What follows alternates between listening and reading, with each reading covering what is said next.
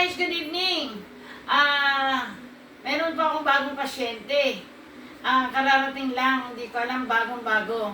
Tanungin natin pangalan, taga saan, at ano ang naramdaman. Sige, laksan.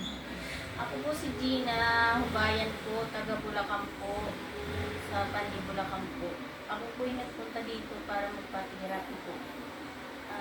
Kasi po,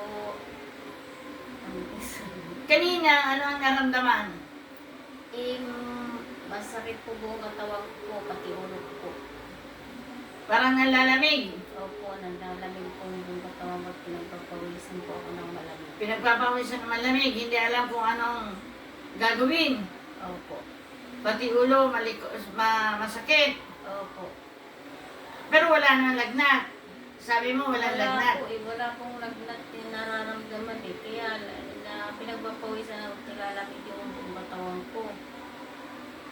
Pero ngayon, nung iipo ko, may lagnat sa loob.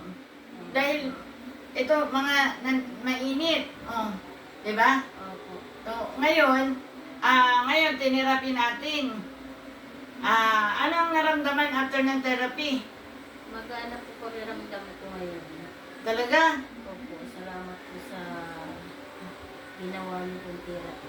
Opo, dahil saka may sikmura, guys. Matigas ang sikmura. Pag bloated ang sikmura, talaga naman na nanlalamig na hindi alam kung anong ibig. Pero sabi nga niya, pag kumain, parang hindi na pupusog, parang laging busog.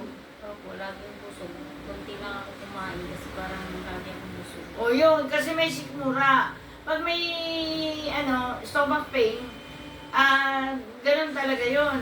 Nanlalamig na parang abnormal ang feelings, Hindi alam kung anong, higa ka, tatayo ka, di ba? Hindi maalaman kung anong, hindi maintindihan ang katawan, no?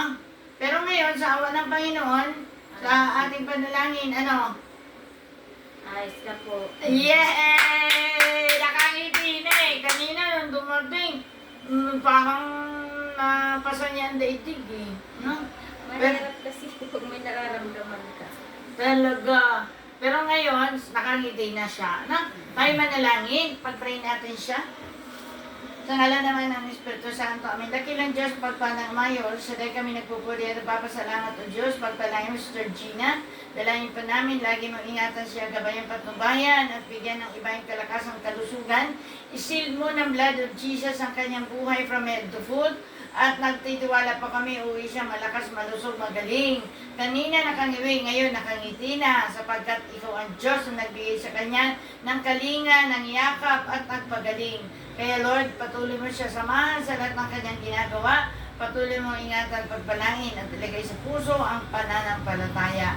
Yahweh, salamat po sa iyong paborit parangal. In Jesus' name, Amen. Amen. So, guys, don't forget to like, share, and subscribe. And of course, watch the videos. Click the bell icon for the updates of the new videos. Ano sasabihin mo kay Lord? Salamat po. Yeah, thank you. God bless. God bless us all.